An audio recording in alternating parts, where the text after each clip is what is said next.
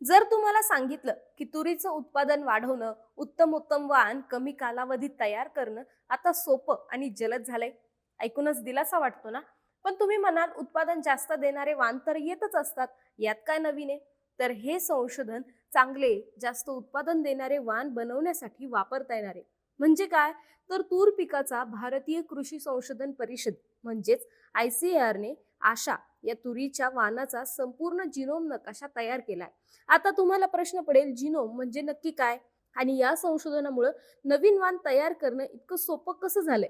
हे तंत्रज्ञान नक्की काय आहे? या सगळ्याची माहिती अगदी सोप्या भाषेत जाणून घेऊयात आजच्या या व्हिडिओमधून. तर कोणताही सजीव प्राणी हा पेशींनी तयार झालेला असतो, हे तर आपल्याला माहिती आहे. या पेशींमध्ये असतात गुणसूत्र. माणसामध्ये गुणसूत्राच्या 23 जोड्या असतात, म्हणजेच एकूण 46 गुणसूत्रे. भातामध्ये 12 जोड्या म्हणजे 24 गुणसूत्र. तसंच तुरीमध्ये 11 जोड्या म्हणजेच 22 गुणसूत्र. या गुणसूत्रामध्ये काय असतं? तर आपली सर्व माहिती. कारण या गुणसूत्रांमध्ये असतो अगदी लहान आकाराचा DNA म्हणजेच जनुक. हा एक रासायनिक घटक असतो जो पेशींमध्ये माहिती साठवतो. कोणती माहिती? तर आपला रंग, आपला केसाचा प्रकार आणि एकन एक गुणधर्म जनुकांमध्ये असतात. आणि हेच एका पिढीकडून दुसऱ्या पिढीकडे पाठवले जातात. हा DNA जसा आपल्या शरीरात असतो ना, तसाच तो वनस्पतींमध्येही असतो. या DNA मध्ये पिकाची वाढ, त्याचं उत्पादन, तो कोणत्या रोगाला बळी पडतो, हवामानाचा त्याच्यावर कसा परिणाम होतो, अशा अनेक गुणधर्मांची माहिती असते. अशा या DNAचा संपूर्ण शरीरातील संच म्हणजे जिनोम, म्हणजे एखाद्या पिकाच्या माहितीची संपूर्ण पुस्तिकाच. भारतीय कृषी संशोधन परिषदेच्या शास्त्रज्ञांनी तुरीच्या आशा या वाणाच्या माहिती पुस्तिकेचा अगदी बारकाईने अभ्यास केला आणि जिनोमची अचूकता 99.9% जास्त असल्याचं त्यांनी सांगितलंय. संशोधनातून तुरीतल्या 36,000पेक्षा जास्त जनुक म्हणजेच DNA ची ओळख त्यांना पटली आहे. म्हणजेच काय? तर शास्त्रज्ञांच्या हातात आता तुरीच्या DNAचा अगदी अचूक नकाशा आलेला आहे.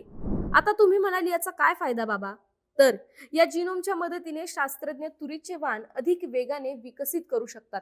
ते कसं? तर समजा तुरीतलं एखादं जनुक जे रोगप्रतिकारक क्षमतेसाठी जबाबदार आहे, तर शास्त्रज्ञ ते जनुक शोधून त्याचा उपयोग रोगांना कमी बळी पडणारा तुरीचा वाण तयार करण्यासाठी वापरू शकतात.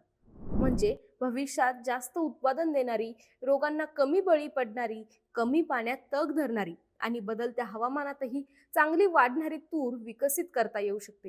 आता तुम्ही म्हणाल, आधी तर हे वाण येत होते, यामध्ये नक्की काय फरक आहे? तर यामध्ये आधुनिक आण्विक पैदास हे तंत्रज्ञान वापरलं जाणार आहे. म्हणजे आधी तुरीच्या बाहेर दिसणाऱ्या गुणधर्मांनुसार वाणांची निवड केली जायची आणि नवीन वाण तयार केला जायचा. पण आता जिनोमच्या मदतीने नवीन वाण विकसित केले जातील. त्यामुळे नवीन आणि उत्तमोत्तम वाण तयार करण्यासाठी वेग येईल.